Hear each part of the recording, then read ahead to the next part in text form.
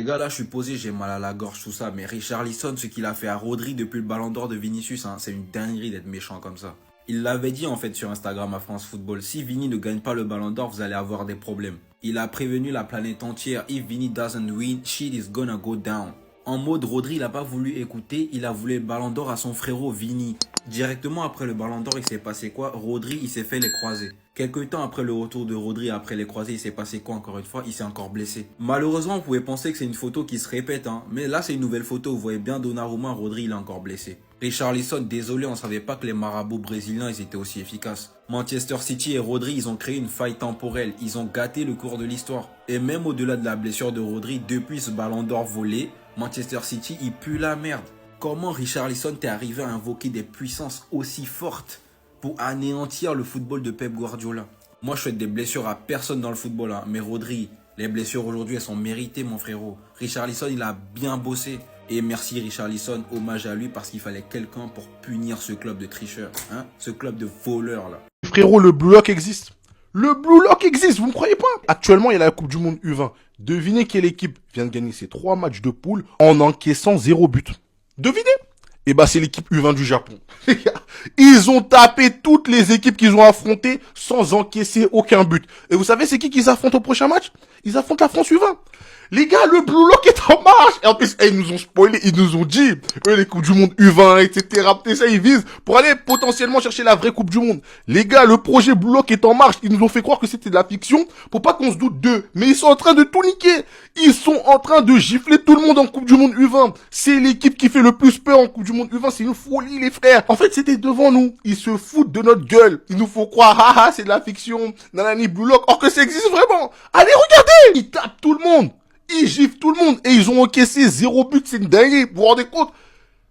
Branchez-vous, Japon U20 contre France U20 les gars, là on aura les vraies réponses. Parce que le projet Blue Lock là, il commence à faire peur. Vous nous faites croire que c'est de la fiction, mais en fait vous êtes vraiment en train de préparer un sale bail. Les Japonais, on va commencer à vous, hein. On va commencer, hein. Je sais pas si vous partagez le même ressenti que moi, hein, mais j'ai l'impression, du moins dans mon livre, que la carrière de Rodri s'est arrêtée après le Ballon d'Or. Que après avoir pris le BO au nez de Vinicius, il a décidé de raccrocher les crampons. Voilà, qu'il a tout coupé avec le football et que désormais c'est juste une légende de Manchester City qui est là des fois au stade en train de filmer les matchs et être présent, supporter son équipe. Parce qu'alors qu'il revenait quand même de blessures, il commence à enchaîner quelques petites minutes, quelques petits matchs par-ci par-là. Et bien hier on a appris que Rodri s'était blessé de nouveau. Mais cette fois-ci pas au genou. Voilà, c'est pas non plus une rechute due à son ligament, mais plutôt une blessure musculaire. C'est vrai que ça on se posait la question, est-ce qu'il retrouvera son meilleur niveau ? Ou du moins, est-ce qu'il retrouvera une même exposition? Parce que c'est vrai qu'on dit de lui souvent qu'à la base c'est un joueur de l'ombre, etc. C'est bien vrai, c'est pas un joueur qui est surexposé médiatiquement. Mais avec les résultats de Manchester City, il était quand même mis en avant. Et là, à l'heure actuelle, Manchester City, en termes de résultats, c'est descendu. C'est plus l'équipe numéro 1 d'Angleterre qui écrase tout le monde. Ce qui fait que forcément, Manchester City perd en exposition. Et puis tu rajoutes à ça le fait que Rodri à la base c'était un joueur de l'ombre. Et bien là il est retourné dans l'ombre, dans un club qui n'a plus autant de lumière. Ce qui fait que forcément, si City ne performe pas, on parlera pas de lui, j'ai l'impression. En plus là tu me dis que les blessures encore ne l'ont pas lâché. Eh bien j'ai l'impression qu'il a disparu.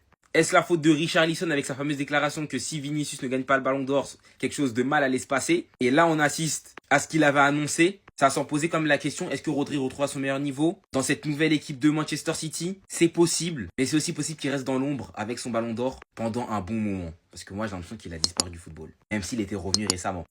Les gars, la carrière de Pep Guardiola en tant qu'entraîneur, il a quasiment atteint les 1000 matchs. Il a 993 matchs, c'est 710 victoires, 156 matchs nuls et 127 défaites.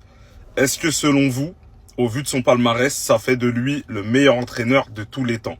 Est-ce que cet homme-là, vous le mettez au-dessus de Pep Guardiola au vu de son palmarès? Carlo Ancelotti, est-ce que Pep Guardiola est un plus grand coach qu'Alex Ferguson, par exemple?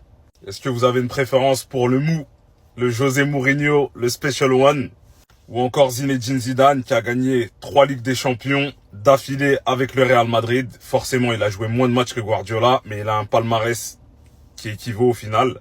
On a Ruben Amorim. Non, c'est bon, je rigole, tranquille.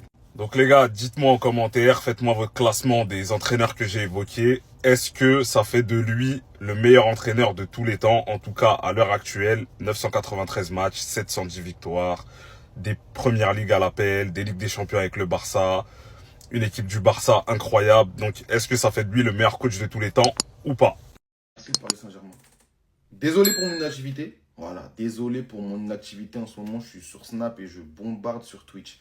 C'est-à-dire déjà, ajoutez-moi sur Snap et venez me follow sur Twitch. Mais bref, merci au Paris Saint-Germain, c'est tout. Merci au Paris Saint-Germain de nous avoir vendu 50 millions. Ce mec change nos vies. Je vous dis la vérité, ce mec-là change nos vies. 6 matchs avec Manchester City pour Gianluigi Donnarumma, c'est invaincu, c'est 0 défaite. C'est 4 victoires, 2 matchs nuls. On a un gardien qui sait faire des arrêts. On a un gardien qui sait nous aider lors de nos temps faibles. Chose qu'on n'avait pas l'an passé et les dernières années, en fait. Parce que merci Ederson, hein. Merci franchement pour rester en 22-23, mais il faut pas oublier que tu avais une défense de fou. Tu avais une défense qui nous a carré de fou. Voilà, c'était une défense imprenable. Phase finale de Champions League, on a pris 3 buts.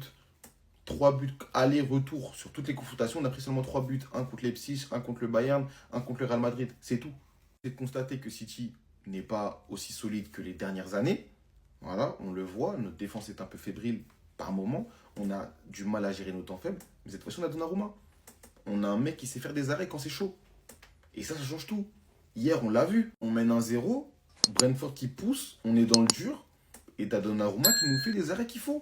Conclusion, victoire 1-0. On récupère les 3 points. On est 5e au classement, à 3 points du leader. Force est de constater que Donnarumma a changé nos vies. Donc merci le Paris Saint-Germain. C'est tout ce que j'avais à dire. Si vous n'avez pas le sel, ça viendra d'en bas. Clic, clac, boum.